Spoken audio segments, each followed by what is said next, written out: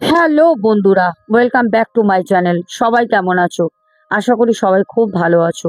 আমিও খুব ভালো আছি। আজকের যে ঘটনাটা বলবো, আমি জানি তোমাদের সকলের খুব পছন্দ হবে, কারণ তোমরা এরকম ঘটনা শুনতে খুব ভালোবাসো। আমার কাছে বিগত কয়েক মাস পর একটি কটকের হসপিটালের ঘটনা এসছে, যে হসপিটালটা করোনার সময় আমাদের পেপার, টেলিভিশনে দিয়েছিল যে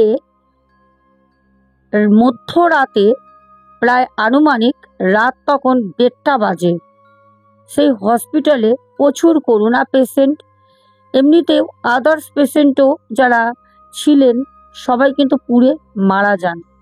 হসপিটাল থেকে বেরোতে পারিনি।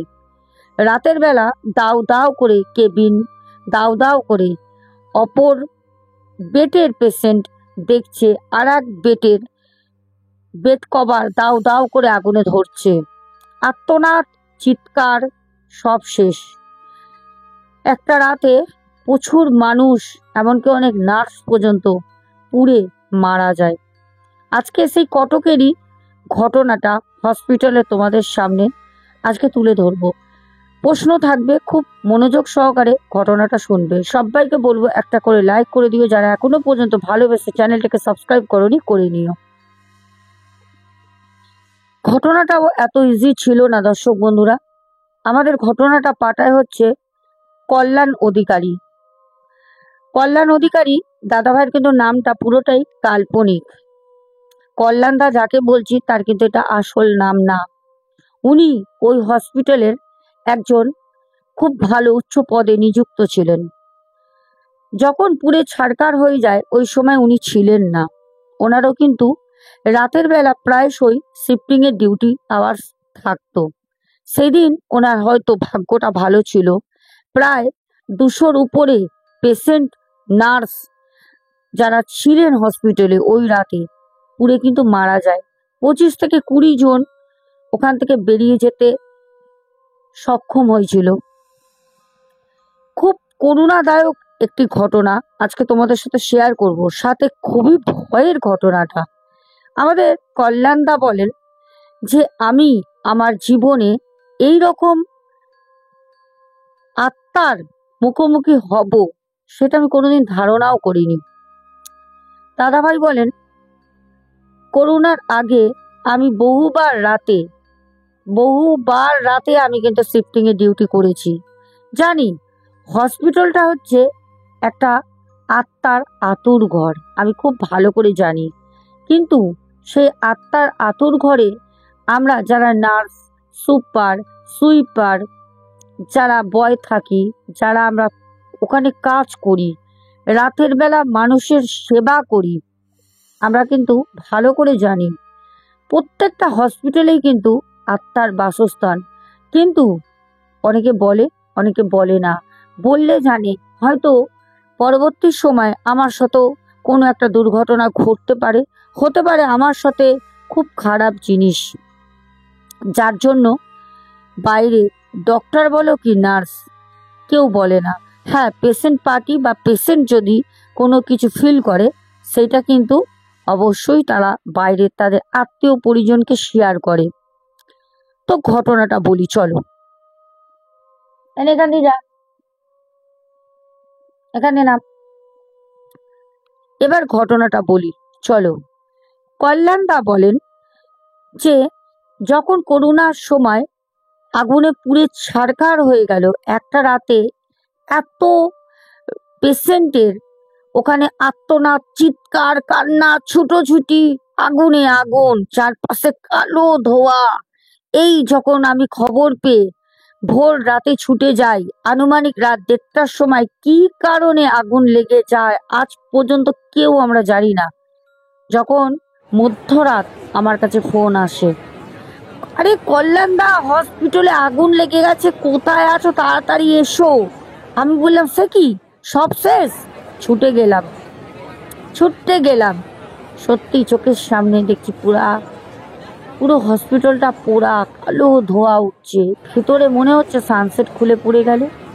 এই মনে হচ্ছে বাসনের আওয়াজ, ভুট ভাট করে শব্দ হচ্ছে, মনে হচ্ছে গ্যাসের ওখানটা কিচেনটা বাস্ট করলো না তো, ওখানে বাসন রাখা আছে র্যাকের উপর, র্যাকটা কি ভেঙে পড়ে গেল, নানা রকমের শব্দ।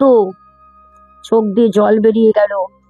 যে মানুষগুলো ভেতরে ছিল, যারা পাশে ছুটে এসছে, সবাই কাঁদছে, বলছে কি আর্তনাদ, কি চিৎকার। সবাই বেরোতে পারেনি। হসপিটালটা সিঁড়ি খুব ছোট্ট ছিল, সরু। কত লোক নামবে? নিচে যারা ছিল 20-25 জন কোনো রকম বেরিয়ে গেছে। করোনার সময় একটা সময় ছিল যখন হসপিটালের সিঁড়িতে সিঁড়িতে তালা দিয়ে রাখতো, যাতে তারা বাড়ি না চলে যেতে পারে, কারণ অনেকে তখন বাড়ি পালিয়ে যেত। তার কারণে হসপিটালের সুপার গেটে তালা দিয়ে রাখতো। কে জানতো যে পেশেন্ট যে আছে তারা মারা যাবে, রোগীরা। দাদা ভাই বলেন দীর্ঘ 1টা বছর ওরকম ভাবে পড়ে থাকে। 1টা বছর পর পুনরায় আবার হসপিটাল তৈরি হয়। আবার আমি যাই সেই হসপিটালে, জয়েন করলাম। এবার ঘটনাটা শোনো মনোযোগ সহকারে। সবাইকে বলবো লাইক কমেন্ট শেয়ার করতে ভুলবে না, আর যারা নতুন চ্যানেলটাকে সাবস্ক্রাইব করে পাশে থেকো। কল্যাণদা বলেন একদিনের রাতের আমি অভিজ্ঞতা শেয়ার করি, শোনেন। গায়ের লোমগুলো প্রত্যেকটা মুহূর্তে মুহূর্তে ঘটনা দাঁড়িয়ে যাবে, সারা শরীর শিহরণ দেবে। আমার সাথে যা ঘটেছে আজকে আমি বলছি, শোনেন। খুব ভালো করে মনে আছে, একদিন রাতে আমি হসপিটালে 3 তলার আমার কেবিনে আমি ঘুমাচ্ছি। হঠাৎ অদ্ভুত একটা শব্দ আমার কানে আসছে, কি না, যদি জুতো পরে কেউ পা ঘষটাতে ঘষটাতে ঘষটাতে সিমেন্টের ওপর দিয়ে হাঁটে, দেখবে হঠাৎ তোমার গাটা কেমন ঘিন ঘিন ঘিন ঘিন করে উঠবে। শব্দটা ঘস ঘস ঘস করে হচ্ছে। আমার কানে আসতেই ঘুমটা ভেঙে গেল। মনে হলো যেন আমার ঠিক কেবিনের বাইরে দিয়ে কেউ হেঁটে গেল। আমি সাথে সাথে উঠলাম। উঠে ঘড়িতে দেখলাম রাত তখন 3:17। এত রাতে এরকম করে কে হাঁটছে? করোনার পর থেকে প্রত্যেকটা স্টাফের আমাদের ভয় ছিল, রাতে প্রচণ্ড ভয় লাগতো। কারণ করোনার সময় যা ঘটেছে সেগুলো শুধু আমরাই জানি। করোনার পরে কি ঘটছে হসপিটালে সেটাও আমরাই জানি। আগেও আমরা রাতে ডিউটি করেছি, নাইট ডিউটি, কিন্তু এত ভয় লাগেনি। করোনার পর যখন পুরে সব শেষ হয়ে যায়, এত মানুষের আর্তনাদ, এত মানুষের পচা মাংস, আগুনে পোড়া মাংস, সব ঝাড় দেওয়ার মতো করে ছেটিয়ে এক জায়গায় করে সেগুলো পরিষ্কার করা হয়, তুলে নিয়ে যাওয়া হয়। দেয়ালের মধ্যে সেটেছিল মানুষের দেহের মাংস। এরকম ভাবে মানুষ পুড়ে গেছে। সেই হসপিটালে আত্মা থাকবে না, এটা কি হতে পারে? হতে পারে? কখনোই না। থাকবেই, ডেফিনেটলি থাকবে, ইম্পসিবল কিছু নেই। কল্যাণদা বলেন ম্যাডাম আপনি বিশ্বাস করবেন না, আমি করিডোরের সামনে কে পা ঘষটাতে ঘষটাতে যাচ্ছে সেটা দেখার জন্য আমার কেবিনের আমি দরজাটা আস্তে করে খুলে মাথাটা ঘুরিয়ে এরম করে দেখলাম কে যাচ্ছে। দেখলাম হ্যাঁ, একজন পা ঘাসটাতে ঘাসটাতে যাচ্ছে, কিন্তু আমি দেখছি তার পায়ে তো কোনো জুতো নেই, করিডোরে তো আলো আছে, তাহলে ঘ্যাসটাতে ঘ্যাসটাতে যাচ্ছে, এরকম আওয়াজটা কি করে হচ্ছে? হঠাৎ ভয় পেলাম। হাতে একটা লাঠি, লুঙ্গি পরে রয়েছে একটা লোক, স্যান্ডো হাত কাটা, একটা সাদা গেঞ্জি। এ কি? তাহলে কি কোনো পেশেন্ট পার্টির কোনো বাড়ির লোক?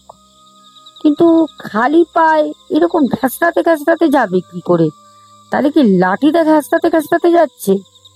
নানা রকম প্রশ্ন আমার মধ্যে ঘুরছে। আমি বললাম কে ওখানে? আরে কে যাচ্ছ এত রাতে? আমি বলতেই দেখলাম সে ঘেঁষড়াতে ঘেঁষড়াতে যাওয়াটা তার বন্ধ হলো, সে দাঁড়িয়ে পড়ল। তখন আমাদের কল্যাণদা সাথে সাথে ওনার কাছে যায়।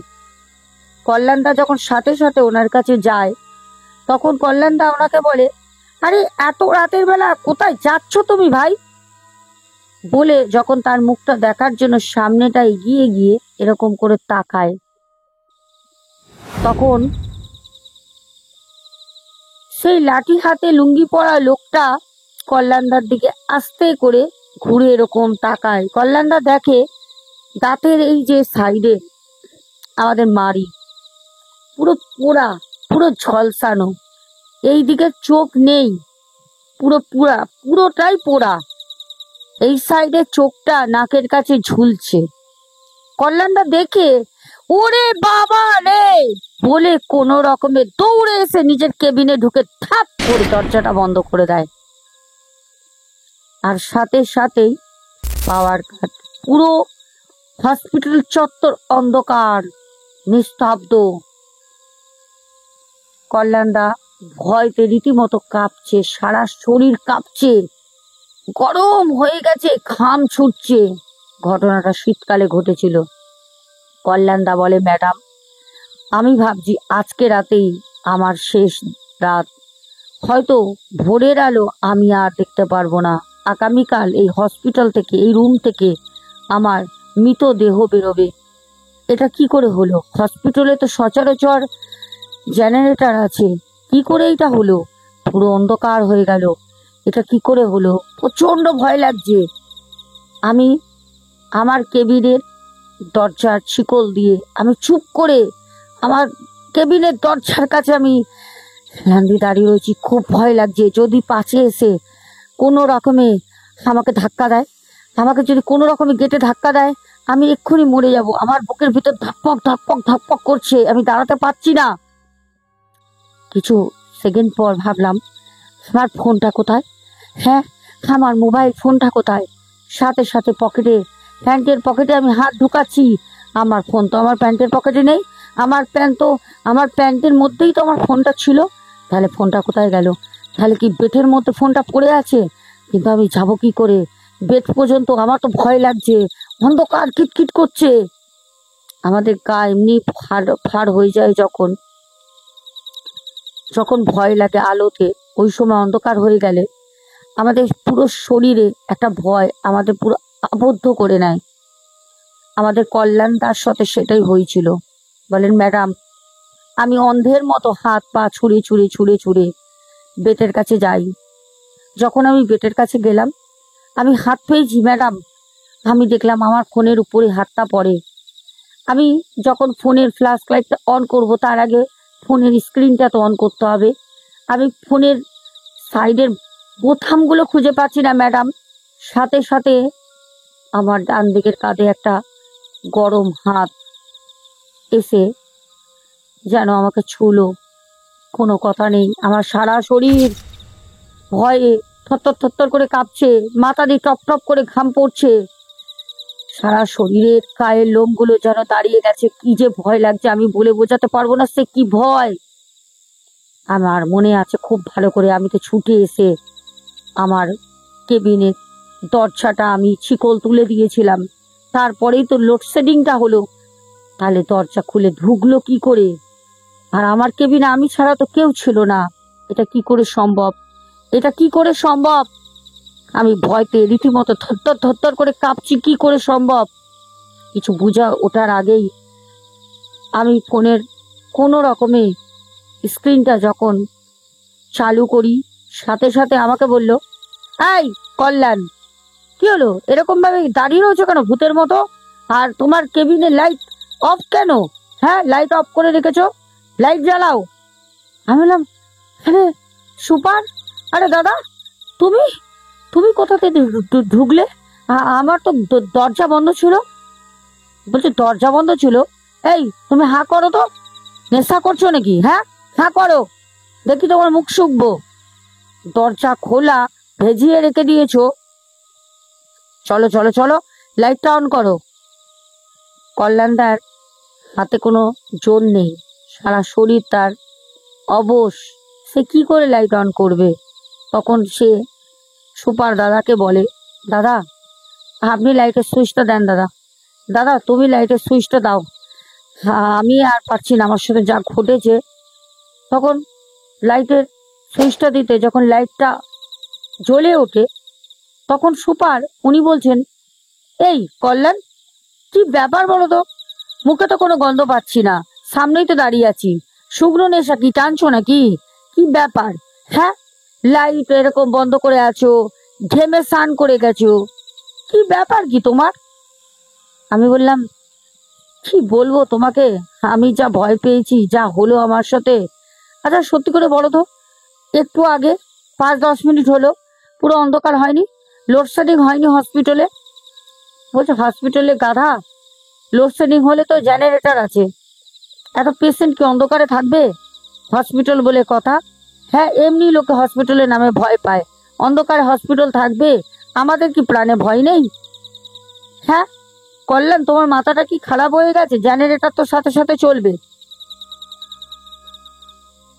5-10 মিনিট ধরে তুমি তো লাইটই অন করোনি, তোমার তো রুমের লাইট অফ। কল্যাণদা বলছে, আমি যখন বেরোলাম তখন তো লাইট অফ ছিল, বন্ধটা কে করলো? সুপার তখন বোঝাই, কল্যাণ মাথা খারাপ হয়ে গেছে নাকি? কি নেশা টেশা করেছো নাকি? কি বিজ বিজ করছো? তোমাকে ডাকতে আসলাম তোমার ক্যাবিনে, দেখলাম তোমার রুমে দরজা খোলা, ঢুকেই দেখলাম বাইরের আলোতে তুমি দাঁড়িয়ে রয়েছো। তুমি কি কিছুই বুঝতে পারোনি? তোমার কি সম্মিতি ফিরিনি? তোমার মাথা কোথায় থাকে? কি চিন্তা করছিলে? তোমার তো আমি কাঁধে হাত দিলাম, তার মধ্যে তুমি মানে পারো তো এক্ষুনি হাঁটামোটা করে দাও এখানে। কি হয়েছে কল্যাণ? কল্যাণদা তখন জিনিসটা চেপে যায়, কিছু বলেনি, একদম চেপে যায়, কিচ্ছু বলেনি। তখন সুপার বলে যে, কল্যাণ তোমার কাছে আসলাম এত রাতে, তাড়াতাড়ি ইমিডিয়েট আমার সাথে চলো, 3 নাম্বার ওয়ার্ডে 12 নম্বর বেডের পেশেন্টের অবস্থা খুব খারাপ, ওকে এক্ষুনি স্লাইন দিতে হবে। আর কল্যাণদার কাজ হচ্ছে বেড কভার, বালিশের কভার, পর্দা যত আছে হসপিটালে সেগুলোকে নিয়ে গিয়ে লোক নিয়ে যায়, সেগুলো পরিষ্কার করা। শুধু ওই কটকের ওই একটাই না, যত কটকে উড়িষ্যায় যতগুলো হসপিটাল নার্সিংহোম আছে সবই উনি এই কাজগুলো করেন কিছু কিছু জায়গায়। আর আহ, মানে তোমার অক্সিজেন, ইঞ্জেকশন, দেন গজ কাপড়, টিস্যু, হ্যাঁ এইসব কিছু মেডিসিন যেগুলো বাইরে দিয়ে আনতে হয় সেগুলো কল্যাণদা সাপ্লাই করে। উনি রাতের বেলা হসপিটালেও থাকেন, তার কখন কি দরকার হয় না দরকার এই জন্য। তখন সুপার এসে কল্যাণদাকে ডেকে নিয়ে যায়, কল্যাণদা সুপারের সাথে যায়। 3 নম্বর ওয়ার্ডে 12 নম্বর বেডের পেশেন্টের অক্সিজেন দরকার। অক্সিজেন যখন দরকার তখন কল্যাণদাকে ওখানে নিয়ে গিয়ে বলে, তুমি পেশেন্ট পার্টির সাথে, মানে পেশেন্টের যে বাড়ির আত্মীয় আছে তাকে পেশেন্ট পার্টি বলে, তো পেশেন্ট পার্টির সাথে তুমি কথা বলে নাও।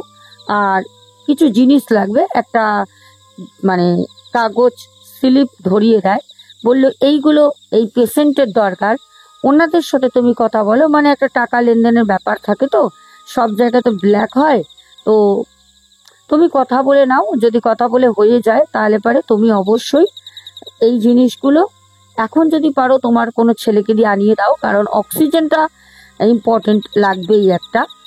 আর ও আদার্স যেগুলো, ওগুলো সকাল 6টার মধ্যে আনলে হয়ে যাবে। কল্যাণদা তখন সুপারকে বলে, ঠিক আছে দাদা তুমি যাও, আমি দেখে নিচ্ছি। কল্যাণদা বলেন, যখন আমি সবার মাঝখানে আসলাম 12 নম্বর ওয়ার্ডে, তখন যে পেশেন্ট পার্টি তাদের সাথে কথা বলছি, বেশ ভালো লাগছে। আস্তে আস্তে একটা ভয় যে মনে ছিল সেই ভয়টাও আমার কাটছে, আমি সবার সাথে বসে ভালো মতো কথা বলছি। তো পেশেন্ট পার্টির যারা বাড়ির লোকজন ছিল তারা বলছে, দাদা একটু কম করেন, একটা তো অক্সিজেন হয়ে গেছে, আর একটা অক্সিজেন লাগবে দাদা, আপনি প্লিজ এনে দেন, নালে উনি বাঁচবেন না, এরকম কথাবার্তা হচ্ছে।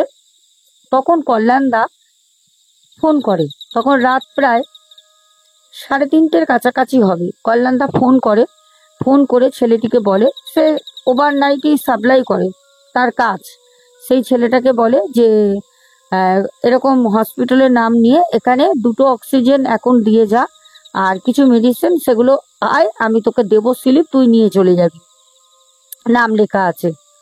তো সেরম কথা হয়। কল্যাণদা ভয়তে তার কেবিনে 3তলায় আর যায়নি, দোতলায় কিন্তু সে তার চুপচাপ ওই পেশেন্ট পার্টির লোকের সাথেই বসে বসে গল্প করছে। আর পেশেন্ট রয়েছে আশেপাশে, আরো বেডে লোক আছে, রাতে তো সবার ঘুম হয় না, সবাই ওই 2-1 কথা বলছে নানা রকম।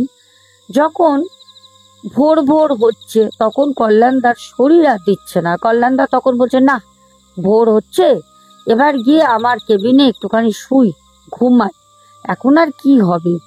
কল্যাণদা তখনও মনে মনে ভাবছে, যখন 3তলায় উঠছে, যে করিডর থেকে এই রাতের বেলা কি পা ঘষতে ঘষতে যাচ্ছিল, কই এরকম তো কোনো রুগী বা রুগীর আত্মীয় পরিজন নেই, লুঙ্গি পরা, লাঠি নিয়ে, সাদা হাত কাটা স্যান্ডো গেঞ্জি পরা, এরকম তো কেউ নেই। কিন্তু আমি যে দেখলাম একটা চোখ একদম ঝুলছে, একটা গাল পুরো পোড়া, ইস সে কি বিকট দৃশ্য। তাহলে কি করোনার সময় পুড়ে পুড়ে মারা যাওয়া কোনো পেশেন্ট? তাই হবে, আর আত্মাটাই আমি দেখেছি। কল্যাণদা বলে, আমি এটাই মনে ভাবতে ভাবতে ভাবতে ভাবতে আমি আমার কেবিনে এসে সবে শুয়েছি। হালকা একটা নিদ্রা আমার চোখে এসেছে, সাথে সাথে গেটে খট খট খট খট খট খট করে গেটে কেউ মারছে। আমি, কে, এত সকালে কে আসবে? আমি গিয়ে ছুটতে আমার কেবিনের দরজাটা খুললাম। দেখলাম একটা অল্প বয়সী ছেলে, কালো কোকড়ানো কোকড়ানো চুল, ফর্সা করে একটা সাদা গেঞ্জি পরা, বলছে, দাদা দাদা আপনি বাঁচান দাদা, আমি সারা রাত দাদা আপনাকে খুঁজেছি দাদা, সারা রাত খুঁজেছি, আপনি কোথায় ছিলেন দাদা? হ্যাঁ, আমাকে সবাই বলল আপনি কেবিনে আছেন, আমি তো কেবিনে আপনাকে পাইনি দাদা, আমি সারা রাত খুঁজেছি, একটা নার্সকে পাইনি দাদা, আমার বাবা মারা গেছে, আপনি একটুখানি চলেন, এখনো পর্যন্ত কোনো নার্স আসেনি, একটু চলেন। আমাদের কল্যাণদা বলে, তখন সবে সবে করোনার পর, তখনও ভালো মতো প্রস্তুত নেই, রাতে কেউ থাকতো না ভয়তে, ওই সময়ের ঘটনা, তখন সত্যি কাকে পাবে? আমি ছিলাম, 2টো নার্সও ছিল আর সুইপারও ছিল, কিন্তু সেই ছেলেটি পাইনি, তাহলে কি তাদের কাছে গিয়ে পৌঁছতে পারিনি? আমি তখন ছেলেটাকে বললাম, ভাই তুমি আসতে, ভাই আমি তো এই মাত্র আসলাম, বলো কি হয়েছে, বলো তো কি হয়েছে। তখন ছেলেটি আমাকে কাঁদতে কাঁদতে বলল, যে দাদা আপনার সাথে আমার দুপুরবেলা কথা হয়েছিল না, আমার বাবা অ্যাডমিট আছে, হ্যাঁ আপনাকে বলেছিলাম না আমার বাবার জন্য অক্সিজেন ডাক্তার লিখে দিয়েছে, আজকে রাতটা অক্সিজেন দিয়ে যদি বেঁচে থাকতো তাহলে আজকে পরে বাবার অপারেশন ছিল। আমি বললাম, আচ্ছা তুমি কাঁদছো কেন, কি হয়েছে বাবার, বাবা কিরম আছে? তখন বলছে, বাবা নেই, বাবা মারা গেছে, সারাটা রাত ছোটাছুটি করেছি, রাত 3টে দিয়ে বাবার খুব শ্বাস প্রবলেম হচ্ছিল, কিন্তু কাউকে পাইনি যে বাবার অক্সিজেনটা মুখে দেবে, বাবার আগের অক্সিজেনটা শেষ হয়ে গেছিল, আপনাকে আমি বলেছিলাম না। আমি বললাম, হ্যাঁ আসলে আমি ভয় চোটে সব ভুলে গেছি, তো তখন আমি বলছি, হ্যাঁ তখন আমার মনে পড়েনি। আমি বলছি, হ্যাঁ তুমি তো বলেছিলে। আচ্ছা ভাই তুমি বলো, তোমার বাবা কত নম্বর ওয়ার্ডে আছে আর বেড নম্বর কত? তখন ছেলেটি বলছে, 3 নম্বর ওয়ার্ডে বেড নম্বর 12। হ্যাঁ, এ কি করে সম্ভব? কি বলছো ভাই তুমি? আমি তো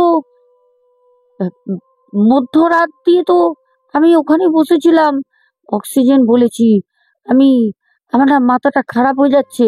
আমি বলছি, তুমি কি বলছো ভাই? আমি তো 12 নম্বর বেডের কাছে বসেছিলাম, আমার জিভ শুকিয়ে যাচ্ছে, আমার সারা রাত ঘুম হয়নি, আমি ভয়ে আকৃষ্ট হয়ে আছি, আমার মুখে কোনো কথা নেই, আমার জিভ শুকনো হয়ে গেছে, আমি আমি কি করব, আমি কি করব না, আমি কিছু বুঝে উঠতে পারছি না, আমি কি করব? হে ভগবান, হে ভগবান, এগুলো কি হচ্ছে ভগবান, আমি কিছু বুঝতে পারছি না, আমি কি করব? তখন আমি মনে জোর নিয়ে ছেলেটিকে বললাম, ভাই আমি যাচ্ছি, তুমি যাও, তোমার বাবার কাছে আমি এক্ষুনি যাচ্ছি। ছেলেটা চলে গেল কাঁদতে কাঁদতে, হাউমাউ করে দৌড়াতে দৌড়াতে। আমি বেডের মধ্যে বসলাম, বসে আমি ভাবছি, হে ভগবান, এ আমার সাথে কি হচ্ছে ঠাকুর? হ্যাঁ, এ আমার সাথে কি হচ্ছে? আমি যদি ওর কাছে নাই থাকতাম তাহলে, আচ্ছা, আমি তো ফোন করেছিলাম আমার ছেলেটাকে অক্সিজেনের জন্য। প্যান্টের পকেট থেকে আমি সাথে সাথে ফোনটা বের করে, আরে, নাম্বার নাম্বার মেলাচ্ছি, ফোনে নাম্বার, ওই নাম্বার তো নেই। তাহলে তাহলে আমি রাতে কোথায় ছিলাম? আমি আমি তো ছিলাম রাতে, তাহলে কি আমার আত্মাটা ওখানে চলে গেছিল? আমি কি এখানেই ছিলাম? আমার সাথে কি হচ্ছে? কোথায় নাম্বার নেই তো? হ্যাঁ, আমি 6:32 বাড়িতে মায়ের সাথে কথা বলেছি। হ্যাঁ, আউটগোয়িং আউটগোয়িং তো লাস্ট কল দেখাচ্ছে, ওটাই কালকে কালকে সন্ধ্যাবেলা 6:32। তাহলে আমি আমি আমি তাহলে ফোন করিনি তো, তাহলে আমি ওখানে ছিলাম না। হে ভগবান, এ কি হচ্ছে? চিৎকার চেঁচামেচি কান্না হইচই শুনে ছুটে গেলাম ছুটতে গেলাম গিয়ে দেখলাম 12 নম্বর ওয়ার্ডের পেশেন্ট, মানে ছেলেটির বাবা মারা গেছে। ছেলেটির বাড়ি থেকে সব আত্মীয় স্বজন কান্না করছে, মানে তাকে জড়িয়ে ধরে তার মা কাঁদছে। আমাকে সবাই বলছে, আপনার জন্য আমার বাবা মারা গেছে, আপনার জন্য। আপনাকে বলেছিলাম ফোন নাম্বারটা দেন, আপনাকে বলেছিলাম আমার বাবার অক্সিজেন দরকার, আমাকে ডাক্তার বলেছিল মধ্যরাতে অক্সিজেন লাগবে, আপনি দেননি, আপনি, আপনার জন্য আমার বাবা মারা গেছে। আমি বললাম, আমার জন্য মারা গেছে? আমার জন্য মারা গেছে? আমি তো এখানে ছিলাম, কিন্তু তাহলে আমি ফোন তো করিনি, তাহলে আমি কি ছিলাম না? কল্লোল, আমাদের কল্যাণ দাদা ভাই মানসিকতা আমার মুখ থেকে শুনে কিছুটা বুঝতে পারছো। তাহলে সেই মানুষটার ওই সময় হসপিটালে পেশেন্ট মারা গেছে, পেশেন্টের বাড়ির আত্মীয় সামনে উপস্থিত, তার সাথে কি হচ্ছে তখন? দাদা ভাই বলেন, ম্যাডাম, আপনাকে আমি বলে বোঝাতে পারবো না। আমি সুপারকে ফোন করলাম, আমি তো কোনোভাবে কিছু মিলাতে পারছি না।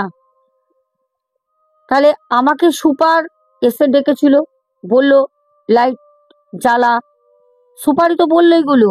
সুপারকে ফোন করতে সুপার আমাকে বলছে, হ্যাঁ কল্যাণ, হ্যাঁ কল্যাণ, কি হয়েছে? এত সকালে ফোন করছো, কি হয়েছে? আমি বললাম, দাদা, তুমি কালকে রাতে ডিউটিতে ছিলে নাকি? বলছে, না না, আমি ডিউটিতে ছিলাম না, আমি 10টার দিকে তো চলে আসি, বাড়িতে ছিলাম না, শরীরটাও ভালো নেই, থাকার কথা ছিল। কেন, কি হয়েছে? আমার মুখ থেকে আর কোনো কথা নেই। কি হয়েছে সে তো আমি নিজেও জানি না কি হয়েছে। আমি চুপচাপ, সাইলেন্স, চুপচাপ সেই 12 নম্বর বেডের সামনে দিয়ে নেবে আমার কেবিনে আসলাম। আমার ব্যাগ থাকে, ব্রাশ থাকে, গামছা থাকে, সেগুলোকে ব্যাগে ভরলাম।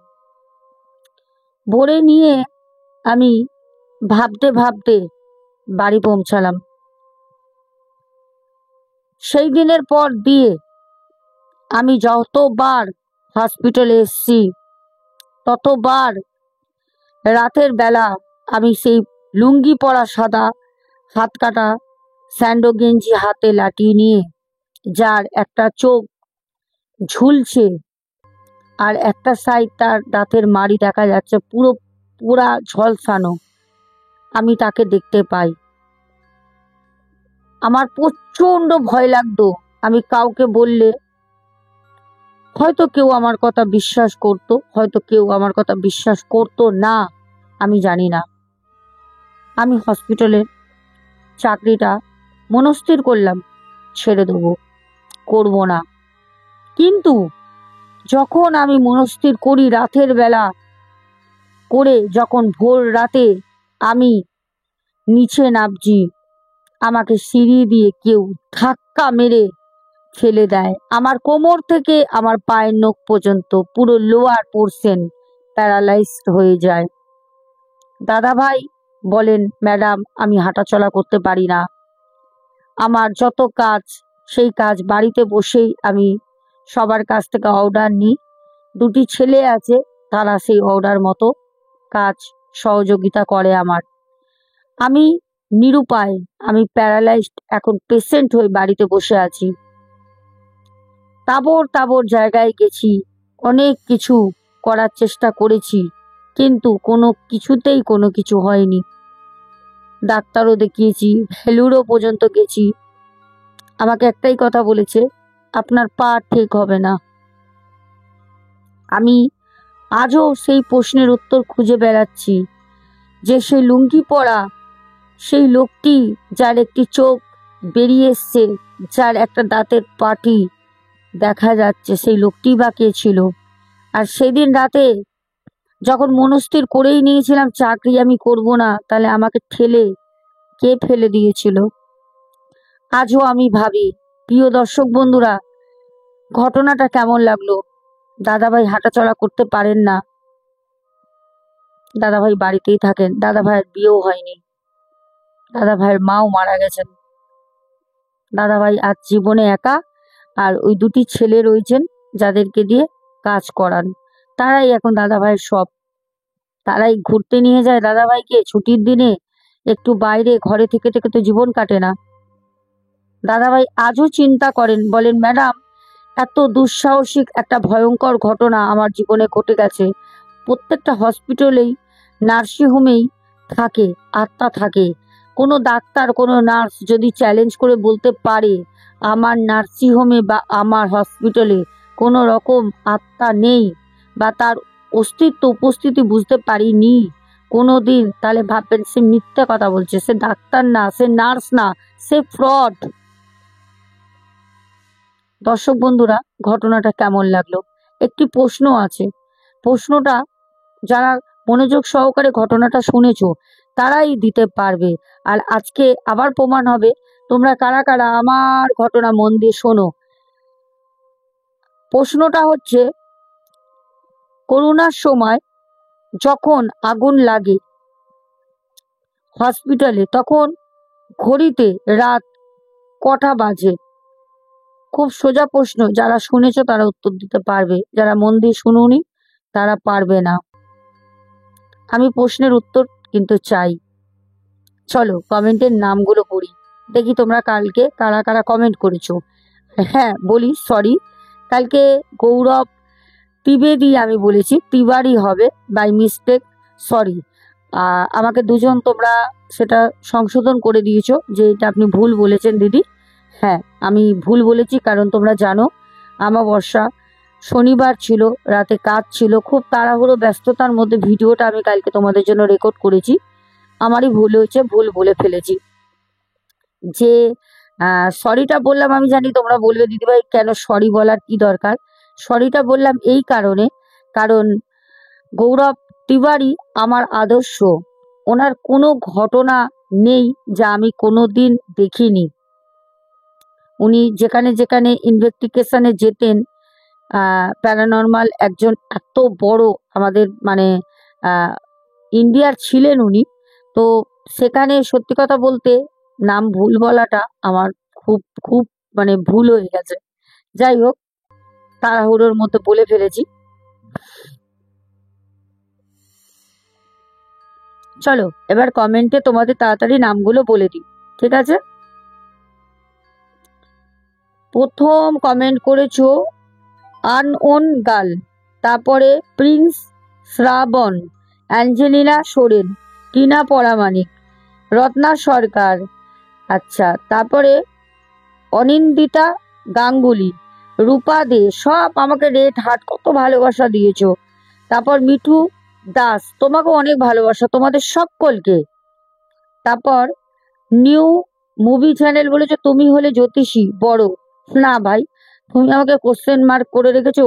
আমি কোনো জ্যোতিষী না, আমি কোনো অ্যাস্ট্রোলজারও না, আমি কোনো তান্ত্রিক, কিচ্ছুই না। আমি সাধারণ একটা মেয়ে, সাধারণ ঘরের একটি বউ, যা আছে সবই আমার বড় মায়ের দান।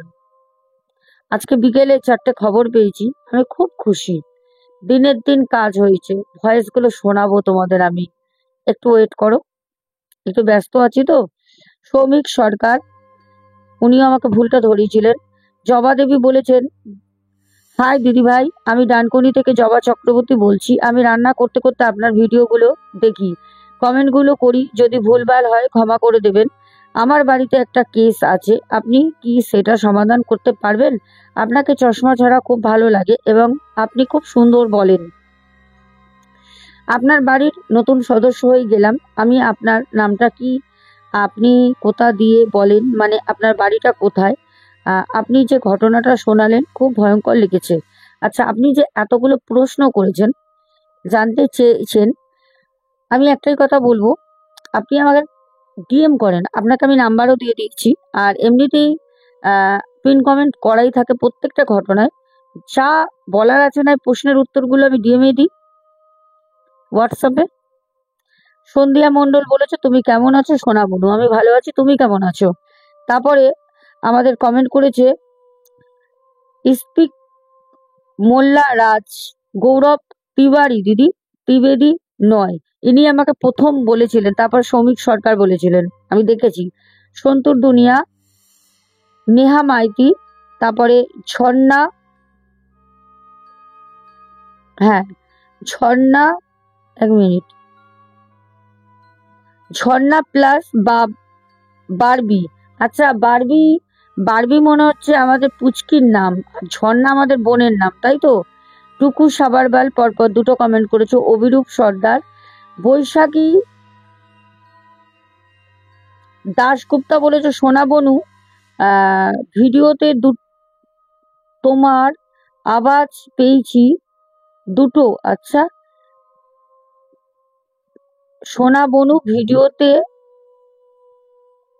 তোমার আওয়াজ পেয়েছি, কোনো ধরনের পাখির সাউন্ড। বনু, যত তোমায় দেখি অ্যান্ড শুনি ততই রেসপেক্ট বেড়ে যাচ্ছে। ভালো থেকো, জয় বড় মা, জয় বড় মা, জয় বড় মায়ের জয়।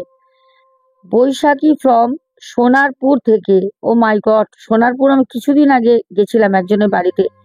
সন্ধ্যা মণ্ডল তারপরে কমেন্ট করেছো। কমল মিত্র, অভিরূপ সর্দার, স্বপন রাউত, তারপর আমাদের অনুপম বিশ্বাস ভাই, তারপর কমেন্ট করেছো সুব্রত, তারপর বাপ্পু দে, সুকন্যা, তারপর গানের ফেরিওয়ালা বলেছো দিদি খুব খুব ভালো লাগলো তুমি আমাকে ভাই ডেকেছো, তোমার শো শুনতে ও দেখতে দারুণ লাগে, এবার ভয়ও লাগে, আবার ভয়ও লাগে, আমিও মা তারার একজন ভক্ত। আচ্ছা, তোমার নিউ ভিডিও দেখার অপেক্ষায় থাকি রোজ, এভাবেই চালিয়ে যাও, সঙ্গে আছি, লটস অফ লাভ। সঙ্গে তো থাকতেই হবে, আর প্রত্যেকদিন কমেন্টও করতে হবে। পিন্টু ঘোষ, তারপর বৈশাখী, অনেকগুলো হাত দিয়েছো, হাত জোর করেছো কেন বোন? বৈশাখী, আচ্ছা। তারপর মিন্টু সর্দার কমেন্ট করেছো দিদিভাই আমিও দেখলাম সৌরভ তিওয়ারির ভিডিও, দিদিভাই তোমাকে স্যালুট, তোমার এত জিগার। ছোটবেলায় গ্রহ নক্ষত্রে জন্মে গেছিলাম, কি করব, কাউকেই ভয় পাই না, কাউকে না, শুধু ওই যে সৃষ্টিকর্তাকেই ভয় পাই, আর কাউকে না। প্যান্থার গেমিং ওয়াইটি বলেছো আজ এই রহস্যজনক ঘটনাটি দারুণ ভয়ানক ছিল সোনা বোন, তোমাকে আজ দারুণ মিষ্টি লাগছে, তুমি চিন্তা করো না, যার সাথে বড় মা আছে তার সাথে কোনো ক্ষতি হতে পারে না। একদম ঠিক, একদম। বর্ষা সরকার বোন, সন্তুর দুনিয়া, অজান্তা বাগ, স্বপন রাউত, রীতা ঘোষ, সন্তুর দুনিয়া, সুমনা ভট্টাচার্য, টিনা আচার্য, লিপিকা বেরা, দিদিভাই হোয়াইট ডল, তোমাকে অনেক ভালোবাসা। দিদিভাই তোমাকে অনেক অনেক ভালোবাসা, তুমি তোমার দিদিভাই। তারপর টুকু সাবারবাল কমেন্ট করেছো। তারপর মিম, তারপরে সুজাতা দাস, রীতা বেরা, রীতা ঘোষ, মৌমিতা ঘোষ, নীলিমা সিংহ, সায়ন চক্রবর্তী, তারপরে সঙ্গীতা দিদিভাই, সন্ধ্যা মণ্ডল, শুভঙ্কর ঘোড়ই, উত্তম বড়ুয়া, তারপর দেবী প্রসাদ ভট্টাচার্য, লিপিকা বেরা দিদিভাই, তারপর রীতা ঘোষ, সঙ্গীতা দিদিভাই, লক্ষ্মী ভট্টাচার্য, আব্দুল হক ভাই। এই ভাই আমাদের বাংলাদেশ থেকে, আমার সেই প্রথম থেকে শ্রোতা, খুব ভালো লাগে, প্রত্যেকটা ভিডিও উনি দেখেন, মিস করেন না, খুব ভালো লাগে, কমেন্ট করে। তোমরাও জানি অনেকে অনেক পুরনো শ্রোতা আছো, কমেন্ট করো না, কমেন্ট করলে সত্যি খুব ভালো লাগে। মণিদীপা ব্যানার্জি, মৌ রয়, রাজীব জয়সওয়াল, সন্ধ্যা মণ্ডল অনেকবার কমেন্ট করেছো, দেখেছো কি ভালো লাগে। আবার রাজীব জয়সওয়াল, সোমা দাস পরিবার থেকে, শ্রেয়াস ভাই, সৌমিক সরকার, টিনা ঘোষ, আবার মিঠু দাস, অভিরূপ সর্দার, প্রদীপ দাস, মণিদীপা, ঋতু হাজরা, দিয়া দাস, বাহ, রূপা দে বলেছে অসাধারণ। সবার নাম আমি বলে দিলাম যারা যারা কমেন্ট করেছিল এখন পর্যন্ত রেকর্ড করতে করতে। এরপরে যারা কমেন্ট করবে তাদের নাম আমি আবার আগামীকাল অবশ্যই ঘোষণা করব। আর আজকে আসবো, যেতে যেতে সবাইকে বলবো, প্রশ্নটা ছিল কটকের সেই হসপিটালে করোনার সময় রাতে কটা নাগাদ আগুনটা লাগে, তার রহস্য আজও জানা যায়নি। করোনার সময় এই যে আগুন লাগার ঘটনাটা টিভিতেও দেখায়, সাথে পেপারেও এসছিল, নিউজে। তো আজকের মতো আসবো, সবাইকে বলবো tata, good night, love you all, সবাই খুব ভালো থেকো। আজকের মতো টাটা।